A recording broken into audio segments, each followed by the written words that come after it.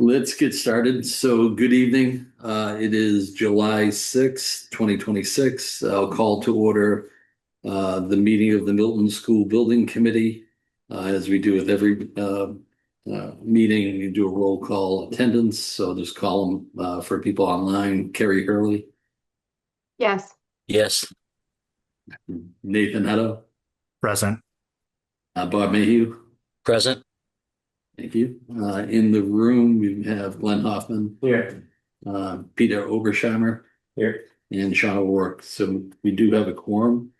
The second thing on our agenda is citizen speak. We reserve the first 15 minutes of every meeting for any citizen that would like to speak. We ask that when you do speak, please state your name and address for the record. So take a minute and see if anyone, just raise your hand if you're online.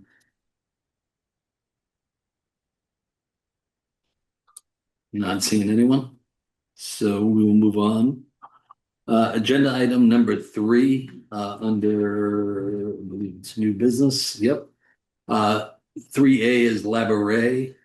We wanted to introduce our architect, the DLR group, who's with us tonight. Let Jana and Shanali take the floor and give yourself an introduction. Sure. Welcome back. Thank you. Hi, everyone. I'm Shanali Rajani. I'm with DLR Group, and this is my colleague, Jana Silsby. And we're just going to do a quick introduction to our firm and sort of what our goals and schedule are for this test fit project. So you need to allow me to. Yeah, just gotta reclaim host. There we go. Right, one more time. I just had to reclaim host. Okay. Still showing it's not turned on. Okay, let me try one more time.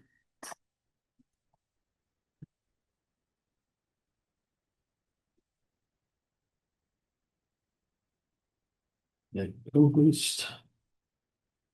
So I think once I meet a co-host, you should be able to do it. Ah, look at that.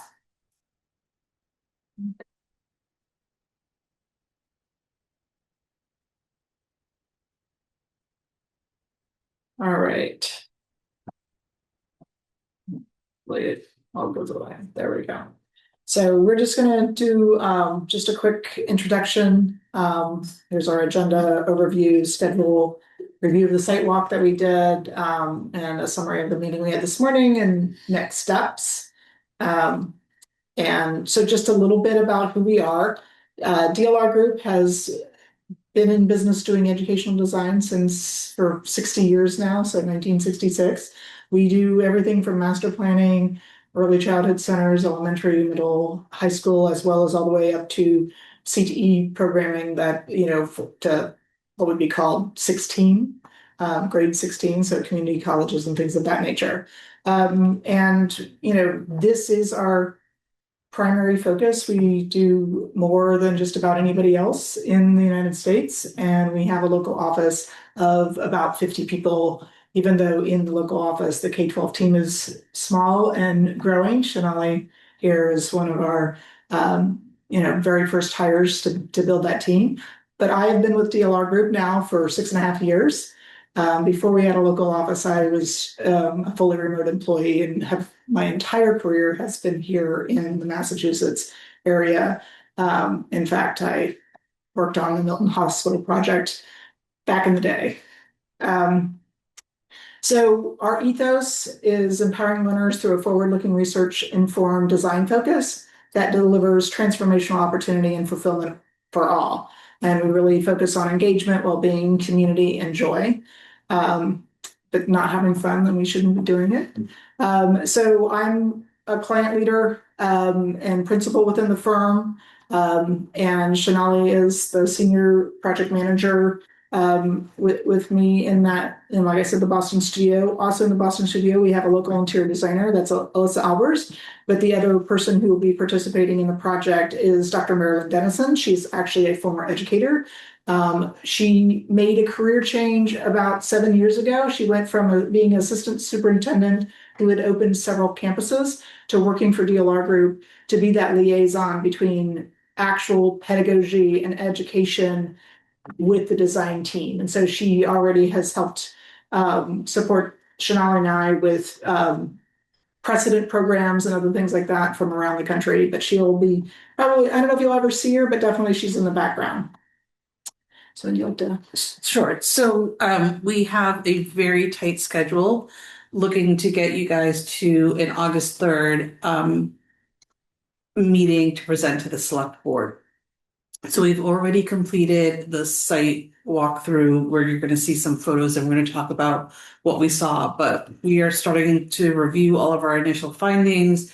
We are communicating with FBRA, who's the structural engineer, for them to start putting together their initial structural assessment. That first column you see that is marking today's date, which we had a meeting this morning with your superintendent and Bernadette Butler, the director of early childhood, to start understanding a little bit more deeply what they want and need for this this space. And so we will be continuing to put together our initial findings. We'll issue a draft report on the 20th. We'll also be issuing that draft report to PMC so they can start doing an estimate. And we'll be turning over our full report with the estimate during the week of July 27th. So the next time that you see us will be at your next meeting of July 20th, where we're going to go over our draft report, and then we will incorporate your comments and then issue it the following week.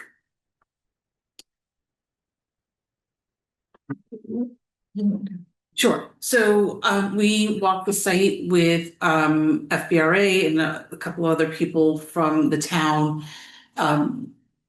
What you're going to see on the next few slides are some of the initial photographs marking some of the things that we observed during our site walk. So obviously we have what we've been calling Building A, this older, not on the historic register, but of historic nature building attached to what we are calling Building B. So the interior slides from left to right. So the two on the left is one of the corridor of Building B, and again another connecting space in Building B. The middle photograph is what the corridor connects between Building B and Building A, and then just showing some of the nature of Building A. And I want you to notice in the fourth photograph that there is a door on a landing, there's steps.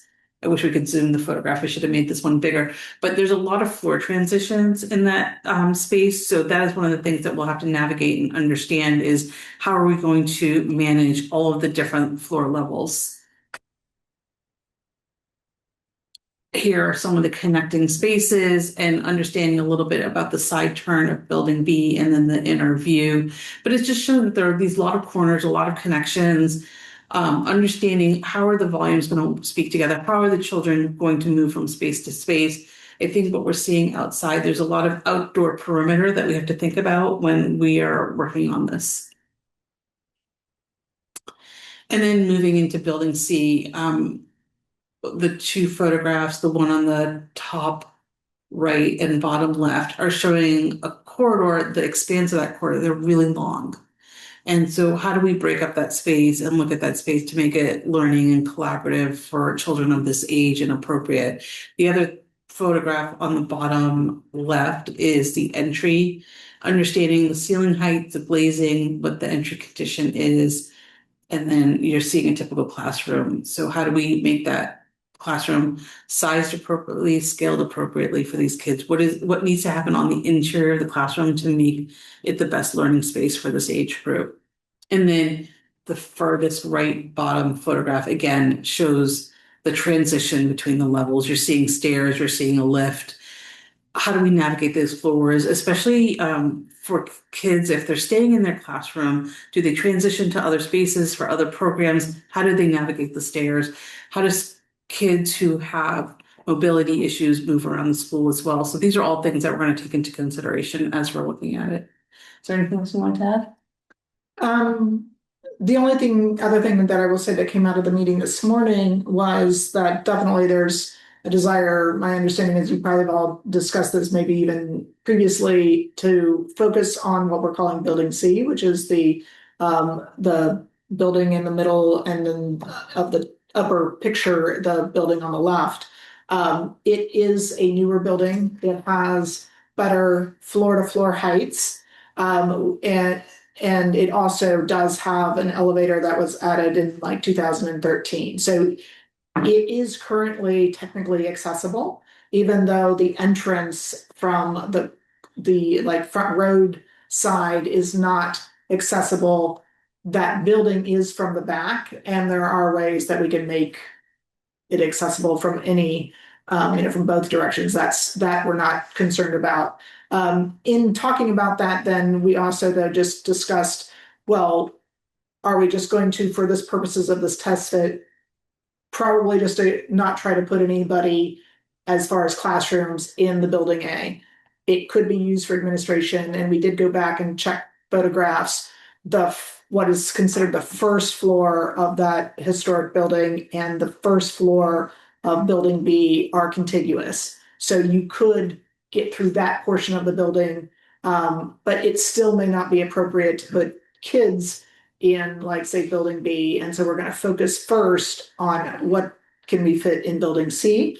And then if we're like really close to making the program without an addition, then we may look at adding, some students into building B, but they would then have the differential at that linkway that you see there on the bottom right between those two buildings. But that may be okay if like the preschool's over on one side and the kindergarten on the other side. There might be ways that would be appropriate, but we're going to first focus just on building C. The only other thing I will mention is the reason why we were very much encouraged to have a structural engineer, as we did want them, if there was any potential hiccups, something that's like really, really tough to like fix, it would be around the structure. So that's why we did ask for the structural engineer to go through and just check it out. What we were very encouraged is that it does appear, especially building C, is a steel structure. And so there's like beams that are spanning between columns. And so it doesn't look like we're going to run into a lot of difficulty taking walls out and reconfiguring it. There are obviously some walls, like stair walls and other things like that need to stay, but for the most part, it's not like it's a masonry bearing wall system or anything like that would be cost prohibitive to like do full renovation to get this sizes of spaces that you need for a preschool classroom or kindergarten classrooms.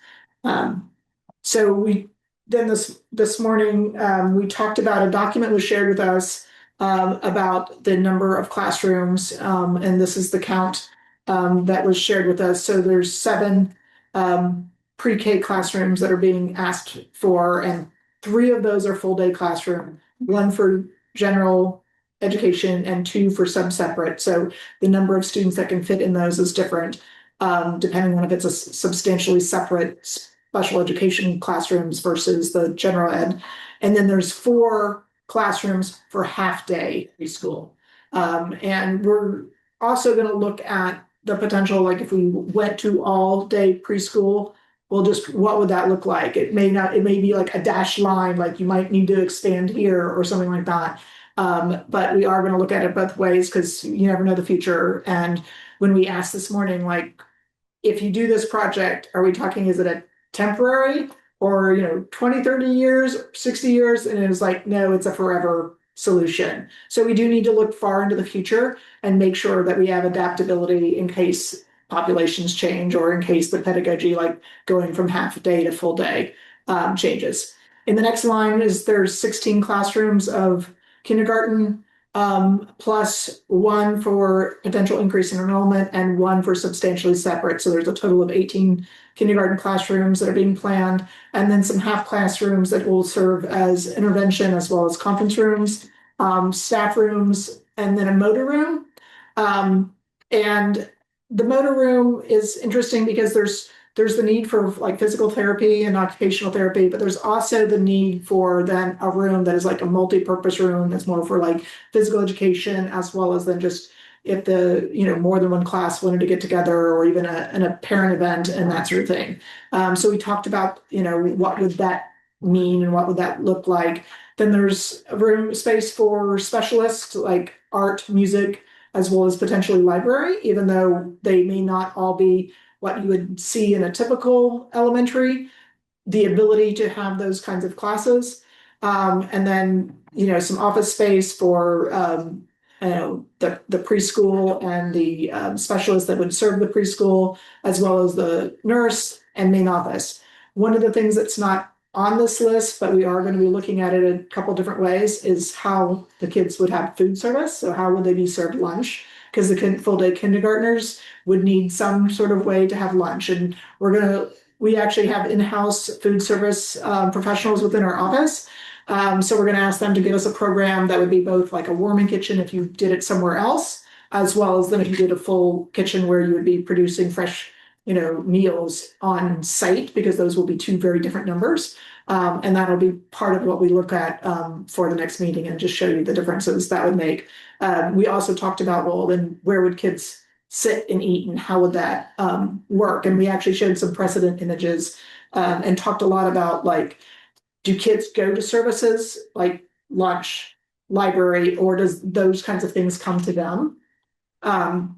We actually went through an exercise. Now, this is educational visioning condensed into an hour and 15 minutes. But we just talked through these different topics of learning, teaching, what kind of spaces would be appropriate, furniture, tools, and safety. And we had conversations around each of these, but we probably focused the most on the learning, and definitely the two that were really interesting to both John Phelan as well as Bernadette Butler. I almost forgot her last name, was the visible learning as well as inclusive learning. And then, working in small groups, applied learning, hands-on learning, and things of that nature. And then the types of spaces that would support that, like, potential unique storage needs, as well as like small group and collaboration spaces, as well as even then talking about, well, what does it look like to have a library, and how does the library maybe get distributed to different pods of spaces.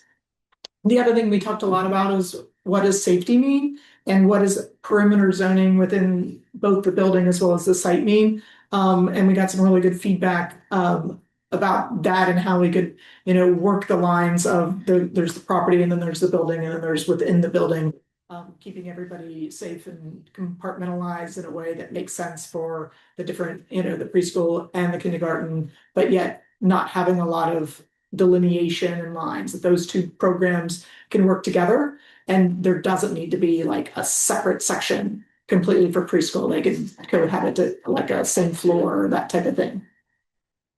So then one of the slides that we showed in some of the precedents was this slide. And this was particularly interesting because there was this idea of going from an operations-centric model or way of thinking, and making sure we were doing a student-centric way of thinking, where you were centering the students and what they needed, and making sure we weren't necessarily doing it just for the convenience of operations, but actually doing it for what was best for teaching and learning.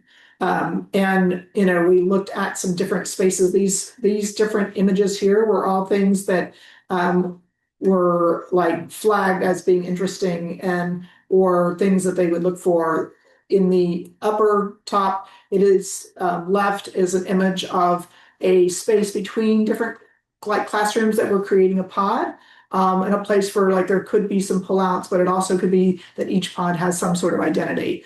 The school that this came from actually happened to be a former big box store, but it was really important, and it was huge. It had 6 different pods. Well, how do we get identity that each of those, groupings of like 6 classrooms, where you are in the building because of that, the nature of it. And one of the ways they did that was each area had a theme. Then in the next picture over in the center, right above where it says next steps, this idea of having cubbies that were not in the room, that actually allowed the room to be more focused on the learning spaces, like you see in the far right image, where you would create different stations, and allows the cubbies and things like that, the storage for the students' coats and backpacks and snacks, to be outside of the room, so that they would have every inch of square footage within the room that could be for the actual teaching and learning activities. And then the bottom left is an image of some spaces that are used for physical therapy as well as we talked about sensory learning and sensory spaces for both the special education as well as then just having potentially areas where there might be within the classroom places for deregulation, where kids can calm down and find a place. And then over on the bottom right is actually the little nook that you see there in the background is actually a distributed library.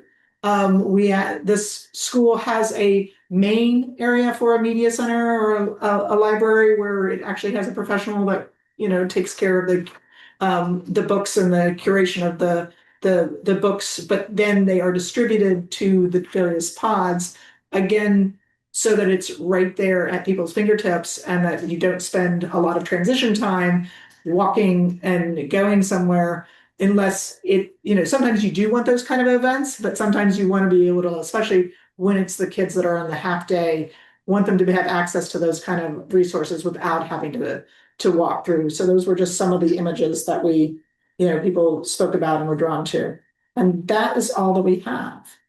So I think one of the things that I wanted to go back to is why was this important, this meeting? Mhm. And it's really for us to understand, get a deeper understanding of the enrollment numbers, where they're coming from, how we expect to see them play out over the next couple of years, how many classrooms and how are they going to be used? How do we start to think about the type of teaching and learning that's happening?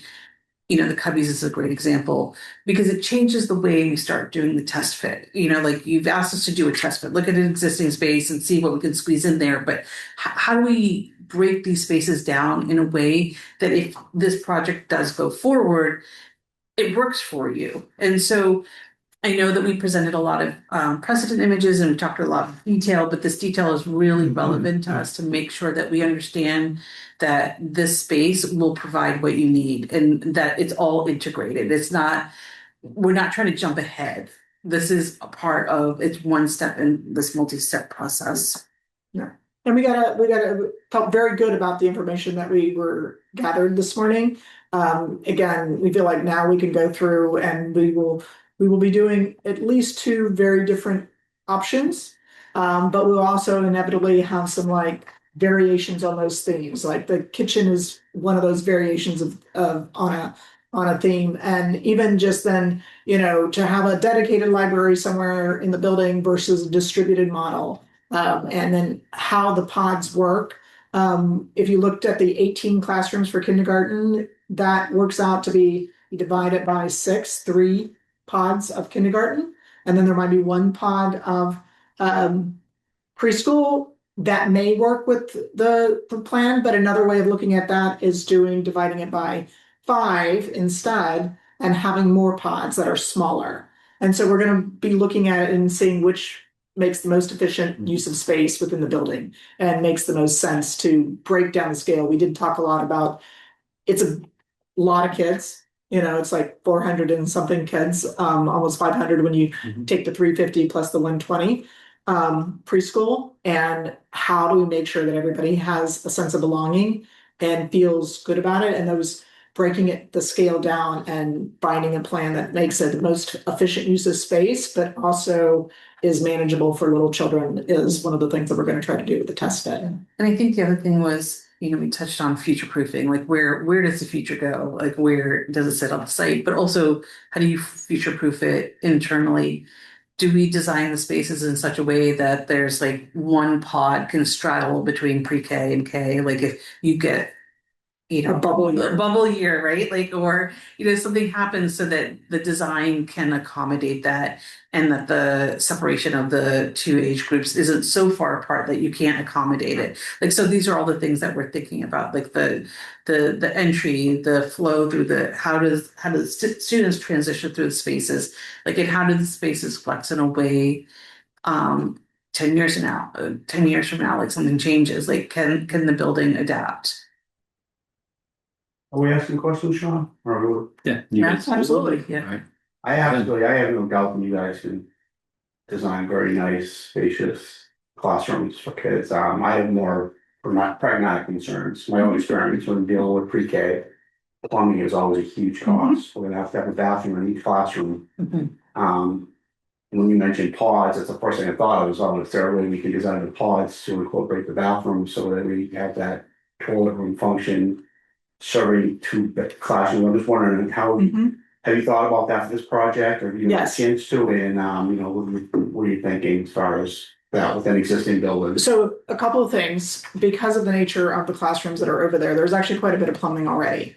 The other thing is, one of the reasons why I was excited to see the type of structure is also a type of structure that is not, I mean, obviously it's never easy to add pipes and core through structure, but relatively speaking, it's not difficult. The other thing is that in looking at the configuration of the classrooms and the way that they work together, they were at a minimum in pairs. And so like two classrooms, instead of each classroom having one bathroom, you have two bathrooms that serve the two. And that gives you just more flexibility that if one's busy, there is an option. We will be looking at even potentially, is there a way that we can, combine more classrooms and, limiting the number of locations. But there's actually existing shaftways that are in the building now that we're going to try to take advantage of wherever we can. Some of them aren't currently being used for plumbing, but because they already go through the building, they could be used for plumbing. And so we're going to be looking at that as well. Being very mindful of how can we make the services. But then also, one of the things that we look at is thinking about what we call the 50-year walls. Those are the things that you typically don't want to have to change over time. Plumbing chases are a classic example of what we would consider a 50-year wall versus, say, maybe a 20-year wall versus a 5-year wall, or even something that's daily able to be adjusted and moved. And that's one of the ways that we will approach the test fit, is looking at like, okay, if we do it this way, this means this is pretty permanent versus what things can then change over time. And that's just the general approach of how we would go about this. Yeah. One of the things too, Glenn, is, the basement of this space is basically a big crawl space. So it's not a slab on grade. So any of the horizontal plumbing that has to go in down there too, it's wide open. It's probably about 5 feet clear when you're down there. So Sean was able to walk through. yeah. I think I did. That could be good and bad, we'll talk about No. If that's gonna freeze, you're not gonna put someone falling down in the crawl space. Is it actually the crawl space or more like just a It's a basement. short basement? Yeah. It's- Short basement's better. Yeah, It's not a crawl space, it's not- it's finished floors, finished concrete. Yeah, work tables, like. Yeah, people are down there. For There's somebody shop 6'4", space down the there. crawl space. And you mentioned the MAAD issues. Do you foresee us going after some variances for this project, or are we just gonna try to bring it up to code? I think that first of all, the way the buildings have been previously built, you can consider each piece of it a separate building. That's good. And so if we don't do alterations, like if you just say the historic portion of it is gonna stay, and yes, people can go in and, if somebody wants an office in the first floor of that building, great, but you're not moving walls and you're not doing alterations, it's all grandfathered in, and so you would not have to do, any major upgrades. The B building, right now, there's not wall or not doors at every single opening that separates it from the other building, but you could put them, and you could say, this is the side that students are on, and that's the side that students are not on. Mhm. This is public, this is private, and even if you chose to use the B building, you wouldn't necessarily have to bring up the A building, because it is a separate building. It is structurally separated, and definitely from a, fire protection and everything has been, separated. Or we would make sure that in the design that it would be separated. So I don't think we would have to. It's And the more. reason I ask is it's more time than money, that Right, question, because right. it takes time to apply for, and although the MAAD is typically faster than other government agencies as far as going for variance, it still takes a month or two to go through the process. For the main areas where we would be putting students, we would, from what I've seen, again, I haven't done a full test fit and everything, I don't think we would be asking for any variances. And there is enough space to even make the entrance, there currently the building C, there's the steps that go up. Yeah. There's plenty of room there right now that There is. you could make that, if that stayed an entry, but that may not even be the entry. It may be that you were building something in front of that and creating a new entry. We did talk about though, entering at the middle, and then you go down and you go up, which those steps lead to the middle floor in that building C. Again, you got little kids. Takes a long time for kids to go up and down stairs, and so the idea is by entering in the middle, you're only going up a floor or you're going down a floor.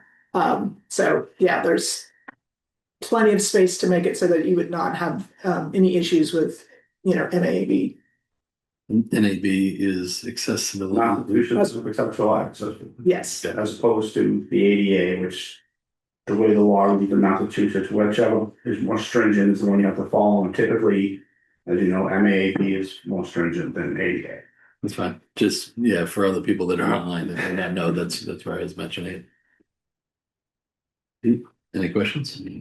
First, just great initial presentation. thank you. Really happy to hear your experience, and I'm not sure what experience I expected from our architect, but the school experience is fantastic. So thank you.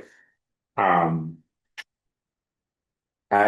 I have a number of questions. I'll work them in as others do too. But your part about sort of mentioning trying to surface any hiccups now, and you talked about the structural. Part of my thinking about this, and you mentioned too, I agree, sort of the time rush of the situation we're in. Sort of thinking about what hiccups or surprises are we able to cover, like structural, between now and the end of July. And are there any known items we don't have the opportunity to explore that we need to just sort of manage our own expectations about, that's for a later date? It's sort of a process question and an expectation setting question in terms of what we receive with a deliverable and what's left to do after that. Maybe it'd be great if this process surfaces the key hiccups now, even though we know it's sort of a test fit initial. But I mean, structural was the big one I was going to ask about. I don't necessarily have anything in mind, but I'll give you an example to react to and see if anything else comes to mind, or just something I'll kind of keep asking about in later meetings too. I forgot if it was in your contract or the structural engineers, but the issue of at this phase being, whether it's a non-destructive, examination of the property.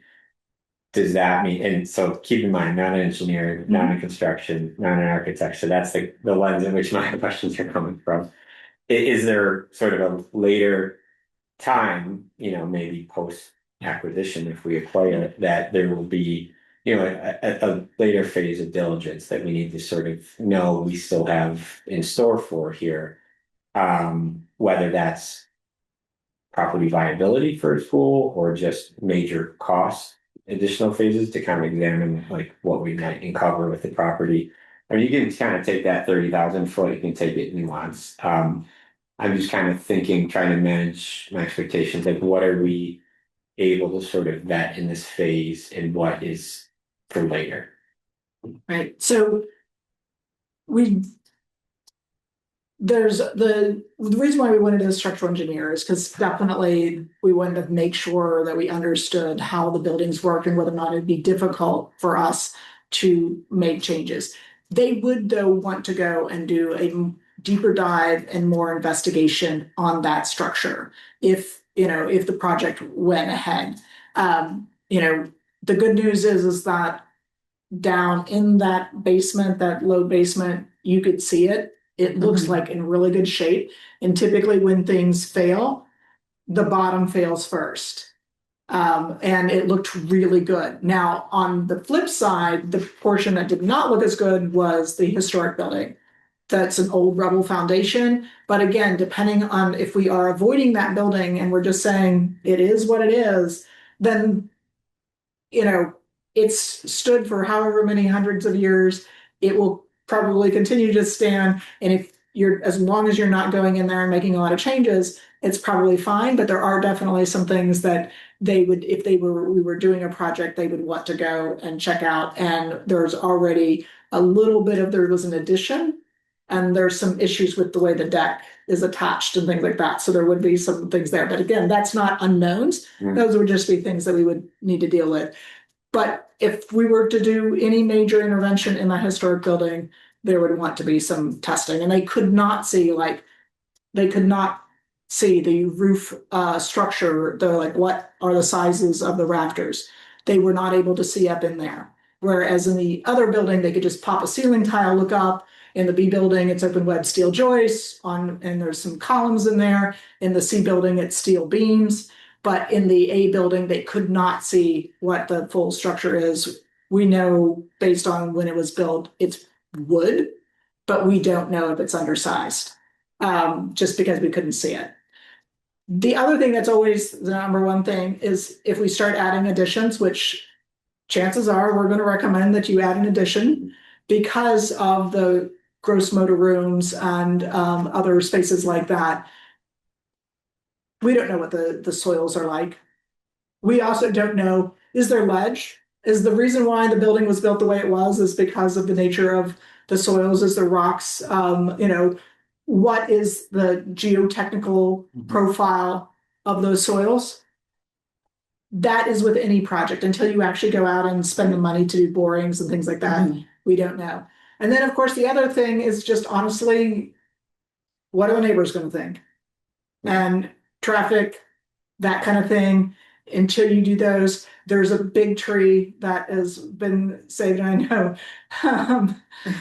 the superintendent was talking about, like, I don't want to be around when if anybody says they're suggesting to take down that tree, because there's a big tree right at the end of the one building. Those are the kinds of things that are, issues that the neighbors may bring up or that sort of thing. We will be looking at those kind of things and trying to mitigate it. It isn't, currently it's a business use as a college.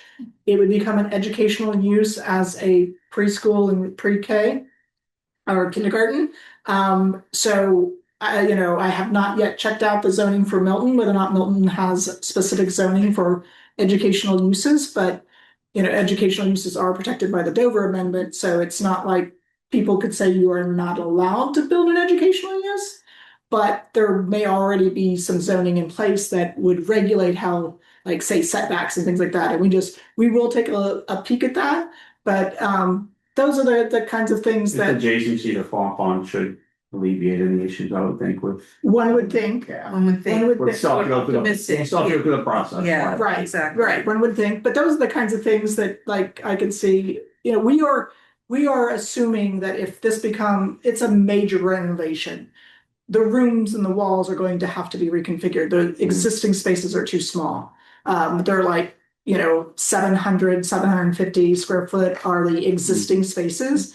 And a preschool, pre-K, kindergarten age group is somewhere in the 1,100 to 1,300 square foot based, on like the MSBA standards and what we discussed today, that we would be targeting. So walls are going to have to, it's going to be a major alteration, not a minor, not a repair.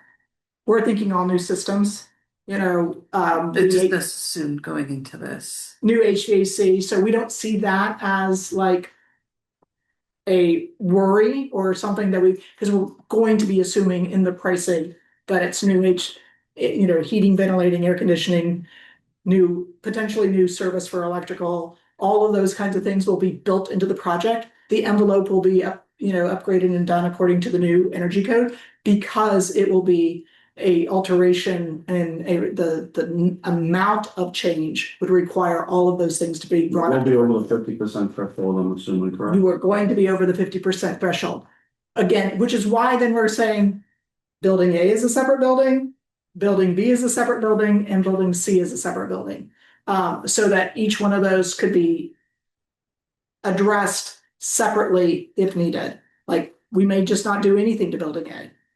Fix anything that might be broken, but not do any alteration, not do anything other than repair. But yeah, Yeah. Yeah.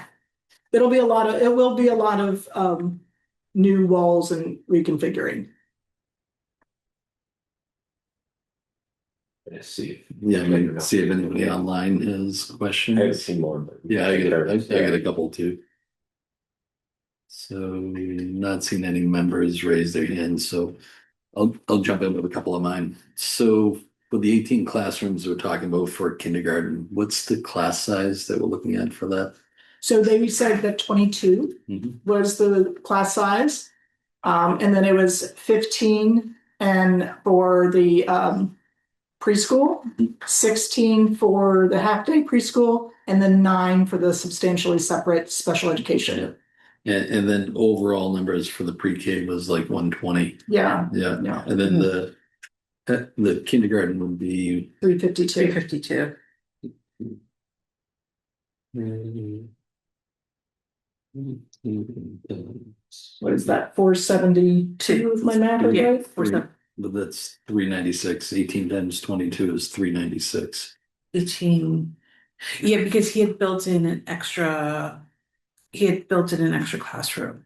Okay, so if I Or was take it the 2 extra? kids He He did built one for the extra and then one for substantially separate. Correct, right. And I knew he one had of built the, one of the questions we did not ask, so what's interesting about substantially separate is in some districts, even though they're in a substantially separate classroom, there's still a seat for them Yep. in a regular classroom. And we did not ask that question today, whether or not the additional 9 were being counted as in addition to the 352, Yeah, or if it was in,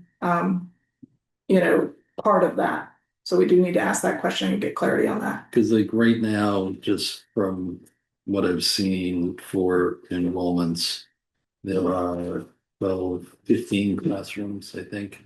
One of the things I would ask is just confirm with Bridget and John, and I can ask it too, of like, what I'm trying to see is like, what's our delta? Like, are we just getting exactly what we have today? And if so, that's fine for programming, but I think for the school committee's understanding, our understanding of, we're going to build exactly where we're at today, and where we're at today is we're at full capacity. We're at 20. Right. Our average kindergarten classroom size is 21 kids.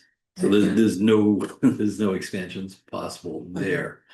And that's, I didn't want to ask it today because I didn't want to derail the meeting that we're doing because you guys were making tons of progress and I didn't want to upset that.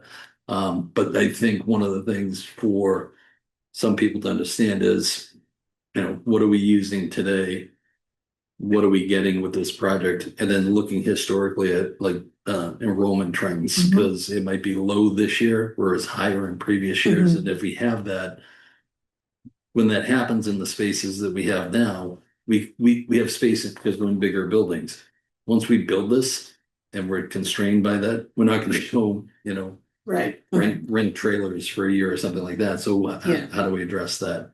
So That, I don't know if you remember, but that was also where I was talking about, yep. I'm gonna determine based on what I received with regard to the number of classrooms and the number of students per classroom, but I'm also gonna reverse engineer it and say, okay, what you optimally want is you want about an 85% to a 90% utilization within a room. And the reason why you don't want it to be 100 is because you always want, if that kid shows up, there has to be some space for that growth.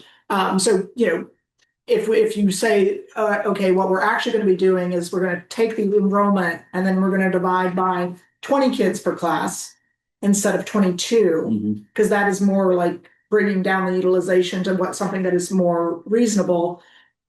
That gives you 2 things. One, tells you you have a little bit of fluff, but then we also can say, all right, what does it look like if you did then need an extra classroom? And even some of the flexibility, like we might say, all right, there is an art room in a portion of the building, but that art room, if we did more of a push-in model and designed it so that it could accommodate a push-in model for art, that art room could also be a way that in the future you could have flexibility.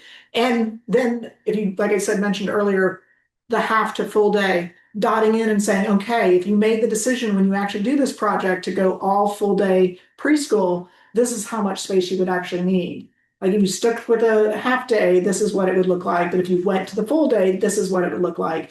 And that's where like the different options or variations on an option, you know, that's the way we would present some of it to you so that you would then have a choice and could see.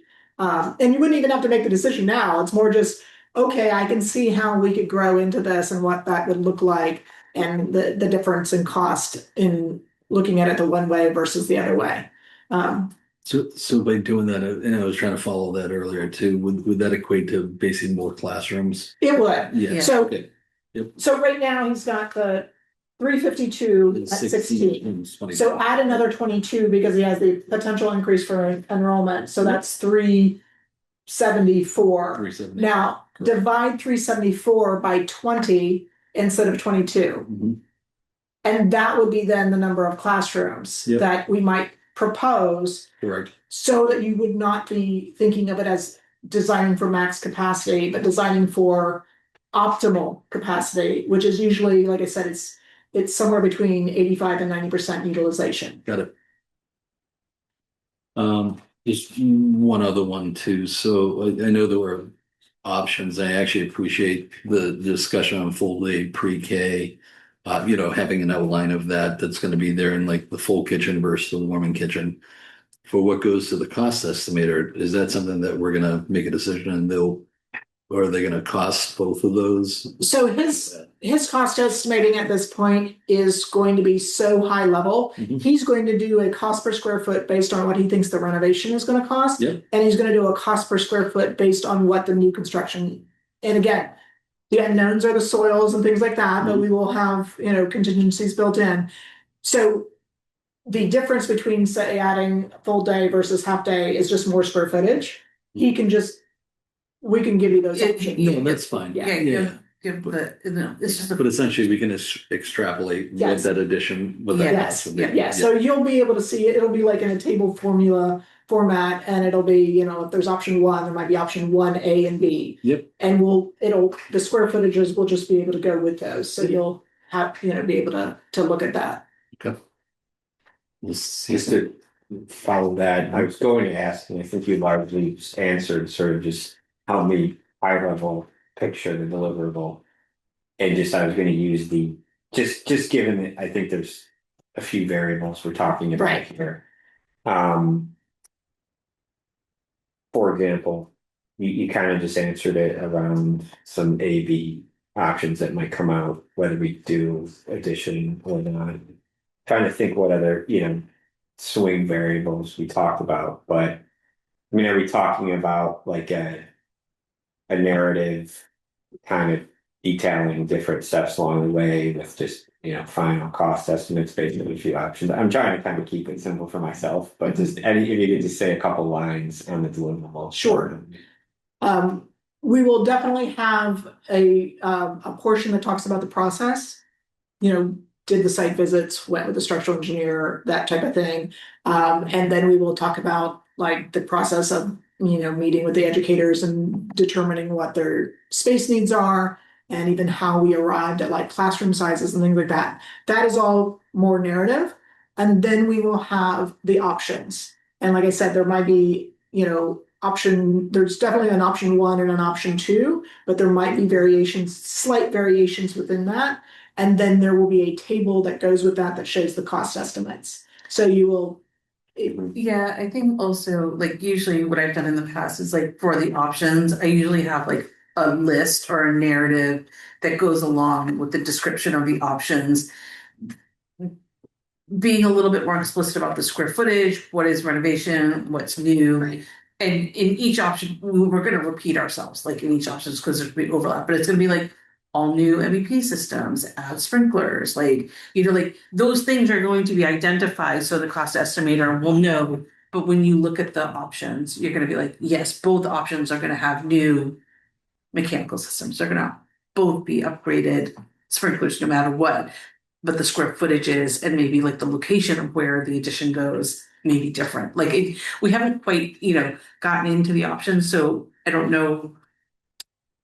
I'm not trying to be specific, vague, but it's like we don't know, but there are going to be differentials, Mhm. and we will give that cost estimator this list so that he understands that we understand all the components that go into this high level estimate. And you guys made a few comments about, you know, well, I think you made it in different ways at different points, but whether this is like a 5, 10 forever project, I was wondering if you could just expand on that, or is that input that you're looking for from the town, or did I mishear Yeah, that? that was the question I asked Yeah. today, like from is because like for instance, we're actually doing a project over in Cambridge right now. The project is to fix a building to keep people safe, warm, and dry for literally 10 to 15 years. Yeah. So the decisions that we're making are based on that time frame. And even the kinds of things, the kinds of investments you would make for such a short window is different than the kinds of investments you would make. It's like, no, this is, if we do this project, it's like a forever kind of project in that it will be a school, and it, you know, you're not intending to move kids out in 10 years and put them somewhere else. That this is a permanent place where a school population would be, means that we're going to make different decisions. We're going to invest in things to make sure it works optimally and gives you a forward-looking educational experience, not just we're putting a Band-Aid on something for the short term. And so the types of decisions we make with regards to where do we build an addition? What are the building proportions that you might build as an addition? Do we create a new entry? All of those kinds of things have to do with, this is a long-term project, not just a Band-Aid project for the short term. Again, do you understand what I mean? Completely. Yeah, okay. Yeah. So Big tho- question. Yeah. so that is the type of questions we asked it this morning, and The feedback feedback was this is the solution. I It's a can't long-term investment. imagine it being any other answer. Yeah. But I didn't want to assume yeah, though. yeah. Yeah, like, Yeah. but we also. Long term is built at Band-Aid price. Sorry. Yeah. Well, and honestly, even just the way that the types of, say, things that we would, it's all a narrative. So when I say proposed, it would still be a narrative, but even the kinds of like systems, a long-term system solution is very different than a short-term system solution. You know, making an investment in operational costs that are going to save money and energy year after year after year, ease of maintenance, that type of thing, is different than if you're just trying to put a Band-Aid on something and make something work for 10 years. So those are the kinds of things that we would be looking at and making sure that it was for the long haul, and trying to make it as easy to maintain, operationally works in the best way possible, both from maintenance as well as, you know, from an educational perspective. Is what will go into the narrative and sort of like help determine the cost. Yeah, so just some roles. So Bob that you see up there is the maintenance guy for all the buildings, so he's loving what you just said. Yeah. I'm all about, hey, Yep, and just for clarity too, Peter sits on the select board. He's one of the appointees from the select board here. Glenn is also. Nathan Hutto has his hand raised, is from school committee. So Nathan, go for it.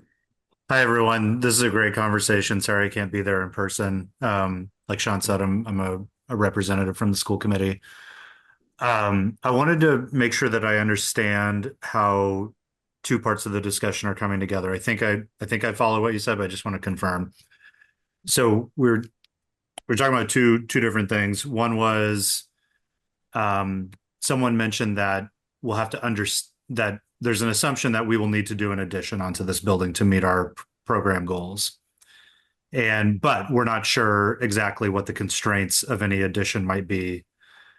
And then second, there was this discussion of, we'll look at a couple of models of program size, like maybe the one that's on that document that the superintendent put together, another, you know, and I share Sean's question around expanding pre-K. I worry about being locked into today's pre-K enrollment numbers. If this is a forever building, I think it is. I think we should very strongly consider the possibility of significantly expanded pre-K in our future, either because we want to do that or because we have to do that. So I wanted to understand, will those two things come together in your study? Will we simultaneously understand the space constraints of a couple of different models, including one that has more enrollment than we have today, and the constraints of an expansion, and be able to like put those two parts of the equation together in the study? Yes, the short answer is yes. Just having done quick back of the napkin, looking at it before I even have it in a drawing program.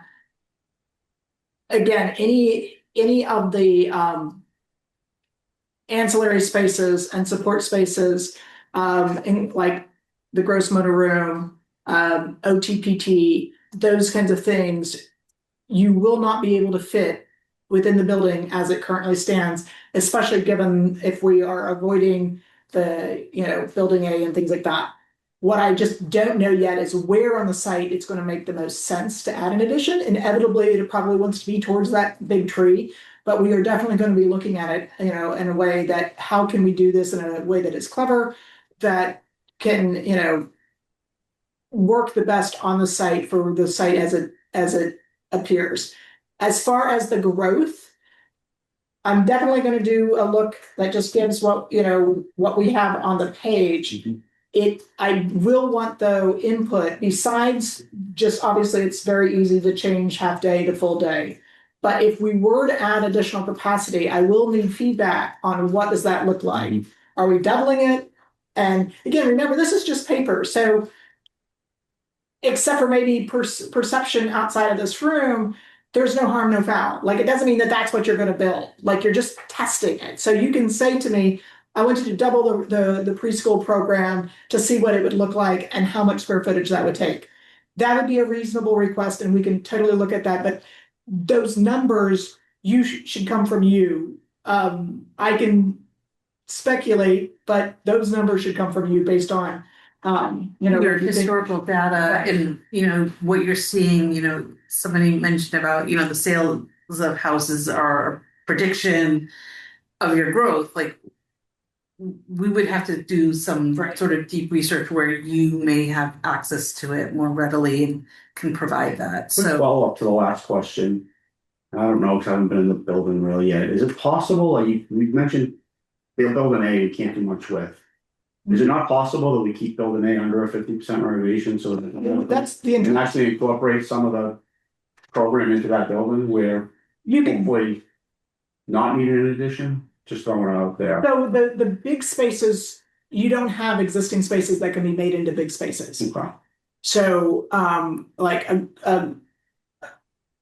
these kids are going to need some gross motor, i.e. physical education type space. There's nothing that we can do to make the existing building work for that. Like that, if we're going to have, a small gym or even a large fitness room, you're going to be looking to then go to some sort of addition. Like I said, I can tell based on just the size, roughly speaking, you can get about 2 classrooms side by side on each side right now, and then maybe another 5th classroom at the end. So you're getting roughly 5 classrooms plus a support space, and that's just me back a napkin going, all right, this is where 1,200 square feet takes me for a classroom plus by the way, that 1,200 square feet does include the toilets that are associated with those classrooms.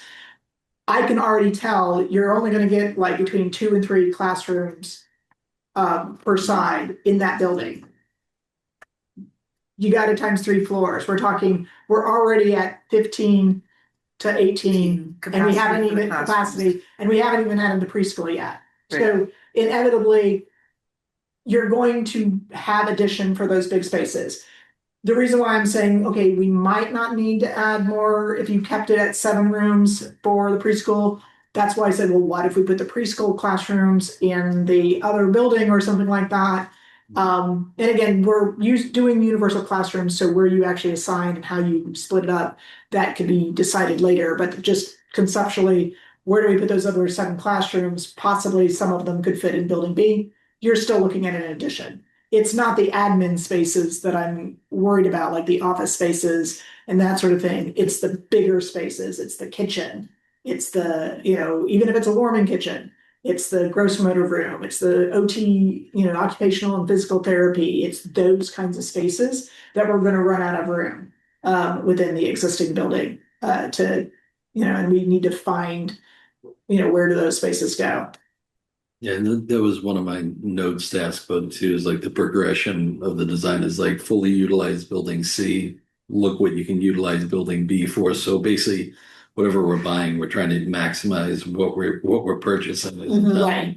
And then the final layer is if we have to do an addition, here's where we're Yeah. gonna put it. Right. Okay. Right. Exactly. Okay. Nathan has a follow-up. So Nathan, go ahead. Yeah, thank you. I just had a follow up on the pre-K specific discussion. You just said, you'll kind of take your cues from us. We'll give you the numbers and you'll run them through your model. And I think on enrollment of our current education program, we could probably create scenarios in which our enrollment goes up or goes down, incrementally based on different factors. There is a step level change that I think is possible with pre-K, whereby we have universal full day pre-K, which would be some percentage of current kindergarten enrollment. I don't know what it might be. I don't know what that tends to look like. Just stepping away from this specific project, I'm wondering if you all, just what you're seeing among your clients or in this sector in general around how districts are doing space planning for an eventuality with pre-K in which there is higher enrollment, but where there's less predictability right now. You're not alone. Cambridge is Yeah. wrestling.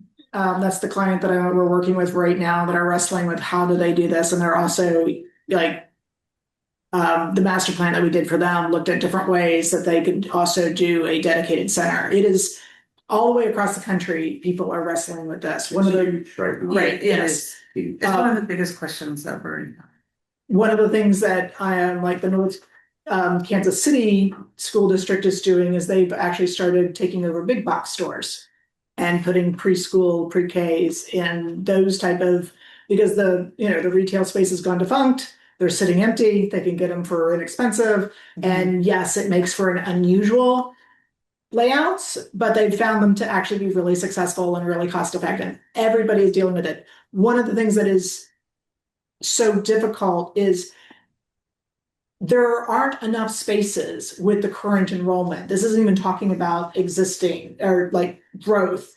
It's not about growth in the district. It's about flipping on the switch and saying, now everybody has access. So that's the like, I think that at the very least, you should look at it and say, okay, if we flip the switch and everybody had access to universal pre-K or preschool, what would that look like, and what are those numbers? Because there's the crux of it. Most communities, Massachusetts is losing population, but that doesn't necessarily though mean that if you flip that switch, you still wouldn't have a significantly greater number of preschoolers that you would have to accommodate. So is that something that's in the future? Is that something that you're going to plan for? Because the other thing is, remember, projects take a while. Like even if you buy the building in September and you do a project, we're 3 years out, at a minimum. And what does that look like 3 years out? What decisions do you think that, 3 to 4 years out, like what does that look like? And so I would always, at this stage on paper, plan for more because it's super easy to actually then design for less. So that number, don't be shy in saying we want to double what you've currently got in the program. It's just paper. It's just lines on paper. And that goes back to my kind of progression of the design, building C to building B to some addition that we know we're going to have to build as part of this project if it comes. And then I think that full day preschool, like you were saying, a dash line would outline for something in the future that if you wanted to expand this project, if you remember what we did at the middle school, that was Right. the intention there, where Was, we separated the preschool off of Yes. it. And we did it as a standalone for whatever enrollment was today, but built it separately so that we could expand in the future Exactly. if that ever Yeah. came. So, Exactly. and so that will be that full day preschool option. Basically, you guys would need from the town an enrollment number to kind of plan that dash box around. Right. And one of the things that's interesting, we talked about today, we actually talked about, while the kitchen would be like in one location, distributed dining, not having the kids go to a Mhm. central dining. And again, for two reasons. One, transition time. Little kids take a long time to walk from point A to point B. But also that means that it's a module that as you expand, it doesn't matter. You haven't undersized your cafeteria. You would just, if you added another pod or two pods or whatever, you would be adding the dining along with it because it would be decentralized and would be in association with the pod. Same way, even honestly, with things like the distributed library, and circulation of books, things like that. expands proportionally, yeah, like Yes. it's proportionally and it's modular, right? Like because it's of the distribution. The warming kitchen itself doesn't get bigger. Yeah. The classrooms themselves, except the kitchen, except the food, except the library, except all these additional spaces. So the module just keeps going. Could you guys also talk about the travel time, that slide you had about the increased learning? Oh, sure. Yeah. I don't know if I included that slide. That's okay. I have it on my, do you want, I can pull it up. Do you Yeah. want me to pull up from earlier? If you could share it, I mean, that was one that struck me when I was seeing it earlier. That was, I think it plays in a lot of like how the best way to utilize the spaces are. Because I think it, like for people that don't do the design like you guys do daily, it might be missed, but for me, it was really striking. So, one of our projects, in fact, it's the same project where they had the aspiration to go from, now I've got a little bit of lag, there we go. From operationally, designed from an operational point of view where you're centering operations and the staff versus centering the students. This same project, let's see where, man, there's a lag. It's not liking this. There we go.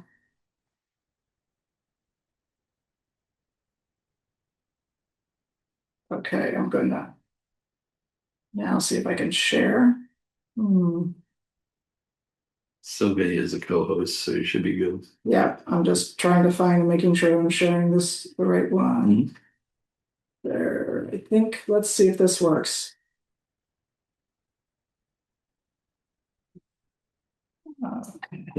So this right here, we did observations of this. This was an existing kindergarten facility, and we did observations and tracked the day in the life of student and teachers. And what you will see here on the bottom are the transitions. So they came in the morning and they had breakfast at the facility, and then they transitioned to class.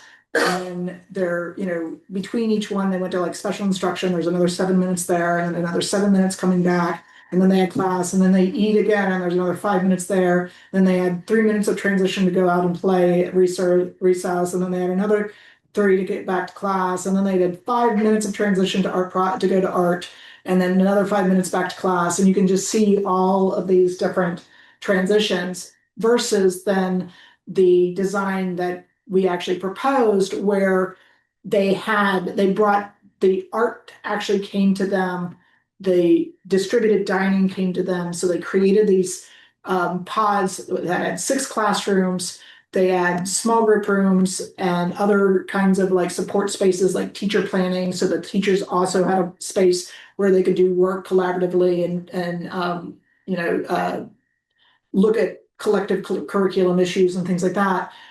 When they put everything back though into the pod and they reduced those transitions, they actually saved 30 minutes a day in learning. So it went from little kids lining up and walking from point A to point B, back to an additional 30 minutes a day of actual learning time.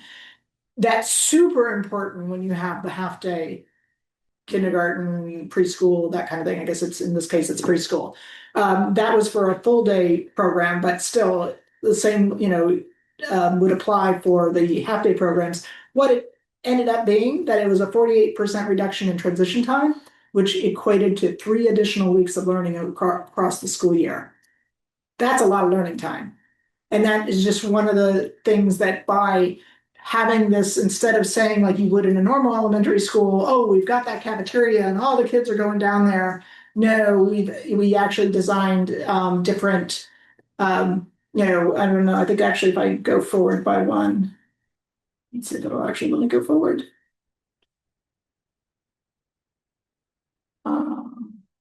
I don't know if it's just that slow. There we go. So these are the pods. And this was a brand new building. But within each of those pods, the green is like where they eat, the yellow is where they do, the light yellow is where they do projects, as well as like pull out space for specialists. And then, the classrooms, and it becomes this area. This was a 2-story building, and so there was a total of 4 pods. And they even then had 2 gyms, or they were small gross motor rooms. Like it wasn't the size of a 6,000 square foot gymnasium that a normal elementary school would have. They were much smaller, but to keep those travel distances down, they actually built 2 of them, one at the end of each pod. And yes, so they were stacked. So you see 2 here, there was another floor above. The gross motor rooms were double height. But what it meant is that you were drastically cutting down on the travel times for the kids, because those programs and those specialists and the eating time and all of that was coming to them. And it was the whole concept of the school and the way that it was designed and planned. These are just some of the images from that project. And we built different types of spaces so that there would be places for respite, for the kids that don't want to be out in the middle of everything all the time. So we, created different places to that people could retreat and observe. Including within the classroom, we have a little cubby that we created for kids to have a place to get away. But this is out in that space where the specialists get together, and you can see through the glass, that's the classrooms. A lot of connection between that. It's not like the kids were just roaming out in this space. They were with specialists. They were with, but there might be another teacher on the inside of the classroom doing a different type of lesson. But these kids were pulled out then, and they had, a focused exercise. And then here it is where they're having their lunch. And then this is the gross motor room and its connection out. So with kind of a setup question for the next question. Okay. For this, sorry. But so with the 3-level space that we have, mhm, do you see that as being an important thing, like reducing that amount of travel time? absolutely. Okay. Again, it's bad enough to have to go down corridors. It's even worse when you have to go up and down stairs. Right. Which is why even like the way that we distribute, we're gonna have to really look at where do we put the gross motor room. The gross motor room may not want to be down on the lowest level. It may want to be up at that middle level. So again, students are only going up one or down one flight of stairs as opposed to 2 levels. Like that takes, little kids, little legs, and it'll reduce the travel time if we locate those things in that accessible to that middle level. So the follow-up, and that was a setup, so I apologize. So with this project right now, like we're in the MSBA program, right? And our preschool K option that we're discussing now is not part of what we're doing with MSBA.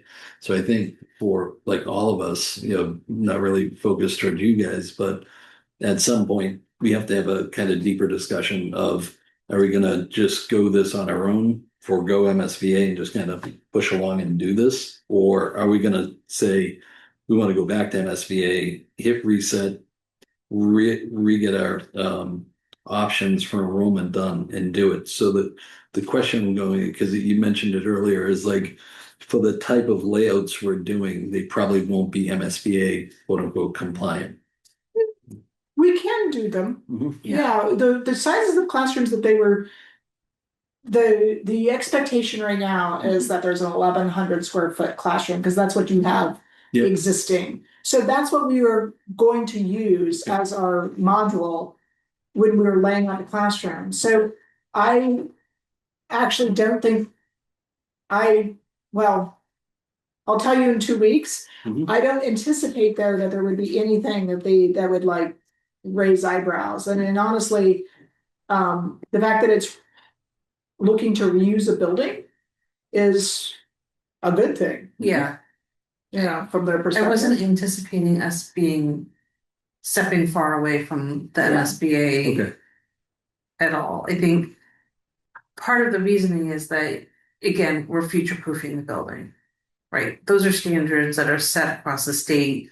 It makes your teaching spaces equivalent to what's happening across the state. We don't want to deviate too far. We don't want Correct. Milton to be 10% behind on the space allocation.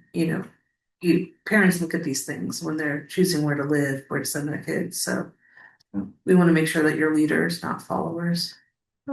Okay, yeah, because if we could have it, that it is something, with MSBA, because essentially, if I just asked this just for everybody's kind of understanding, if we were going with a separate option that might have been smaller, and it obviously would weigh into a less expensive one, because again, from the high level estimate that we're doing, we're just doing dollars per square foot. Mhm. So it's less square footage, it costs less money.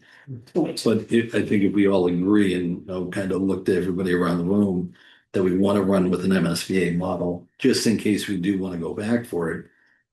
Because at some point, the town has to make a decision.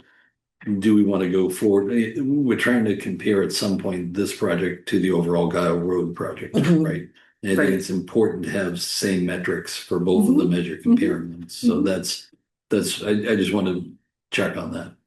I mean, one of the things that is interesting though is that when you look at the MSBA space summary template, Mhm. there isn't technically an early childhood model. Correct. Yeah. And I mean,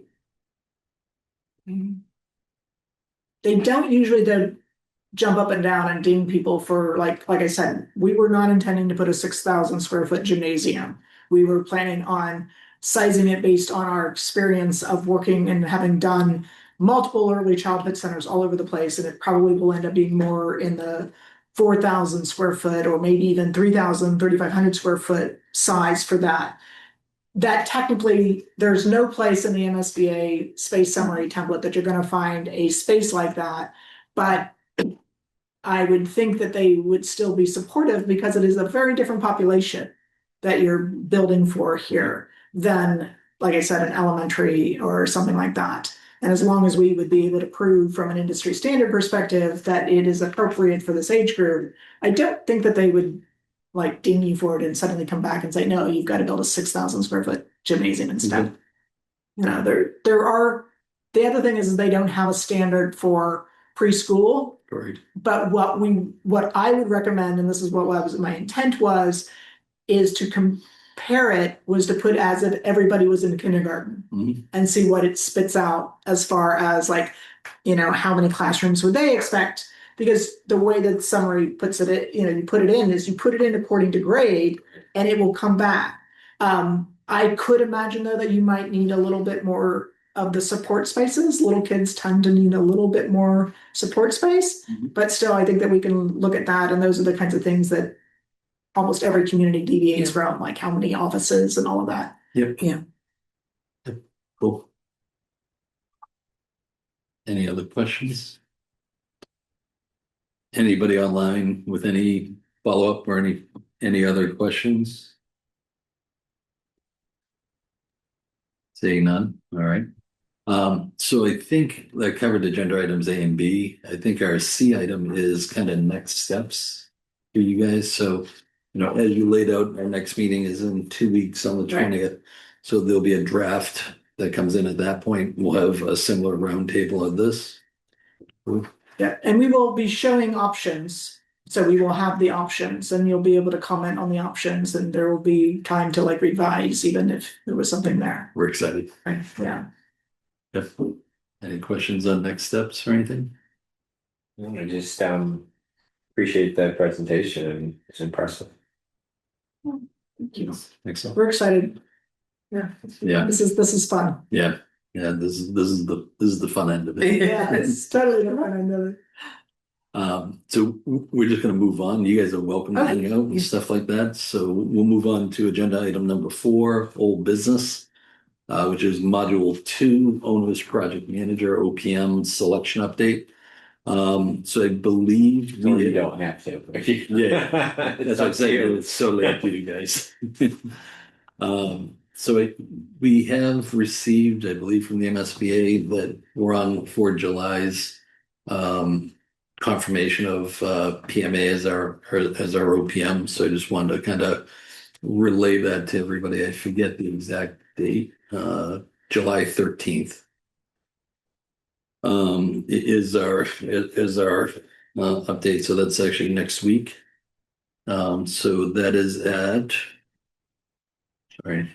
so at 2:45. So if anybody wants to attend, they can forward the invite. But I think it's pretty straightforward. I believe PMA does a short presentation and then MSBA, I believe, would just certify them afterwards. I haven't been through the process, so I can't really speak to it. Any questions or updates or anything like that? Any discussion? And seeing none. All right. Item 4B is discussion, the enrollment analysis part 2 and 3, which are the citizens enrollment projections that were provided. So, at one of our previous meetings, we had formed a subcommittee. So I believe it was Carrie, Aqua, myself, and Tim. So, at some point over the next couple of weeks, we'll have to meet as a subcommittee to kind of dive into this and to provide a response to the overall reports that were there. I started looking at them, initially just to get my comments aligned and stuff like that. So, just looking at, Carrie and Aqua, I'll touch base with Tim after. But for you guys, over the next couple of weeks, if we'll want to schedule a meeting and just kind of dive into this a little bit. So just see if you guys have any questions or comments or anything like that. The only thing I'm gonna comment on is that I'm on vacation for the next 2 weeks. Okay. Do we aim for when you get back? Yes, of course. Cool. Yep. I hate to delay, but I need a vacation. No, it's that time of year. Yeah. So sometime the week of the 27th. Yes. Okay. Aqua, how do you look? Look, you're on mute, sir. Can you hear me? Yes, sir. I will be available. I need to know what options and dates. Okay. On Yeah, I'll reach out. We'll discuss, a date and time. Okay. Because I believe we have a meeting on the 27th for school building. The school building committee, just kind of go over that final report or sometime that week so we can get it to the select board the following week. But the subcommittee, I'll touch base with yourself and Carrie and line something up. Thank you. No problem. Thank you. All right. Agenda item number 5 is discussion of approval meeting minutes. So obviously with the past weekend for the holiday, same, Gary, I needed a vacation. So I took a vacation this past week. So I didn't get a chance to kind of wrap up those minutes. I'll get them at our next meeting. So we're just going to table that. Future meeting dates, agenda item number 6. I think we discussed it, 2 weeks from tonight. The architects are going to have their draft plans for us. So Carrie, you'll be on vacation, but for everybody else, if you could pencil in the 20th and I believe the 27th. And that's kind of the rush to get it. So Pete can get it to you guys before that first week of August for them. What the one thing I was mentioning to the architects too is that if there are a number of changes, we might want to give them till the 31st. That would still give you guys kind of that weekend to kind of absorb it. Or if you need it on the 27th, just let me know. Will do. I mean, Yeah. it's all evolving timeline, so I think anything we can get along the way is good, but as far as the final deliverable, I know everyone's doing their best. Okay, appreciate that. Any questions or comments on future meetings? Hearing none. Item 7 is adjournment, so I will entertain any motion to adjourn. I'll make a motion to adjourn. Second. Right? And no discussion, so we'll do a roll call vote because we're hybrid. Carrie Hurley, Yes. Aqua Bong, Yes. thank you. Nathan Hutto, Yes. Glenn Hoffman, Yes. Peter Obersheimer, Yes. and Sean O'Rourke. Yes. Thank you guys very much. Have a great night. Thank you. All right. Thanks all.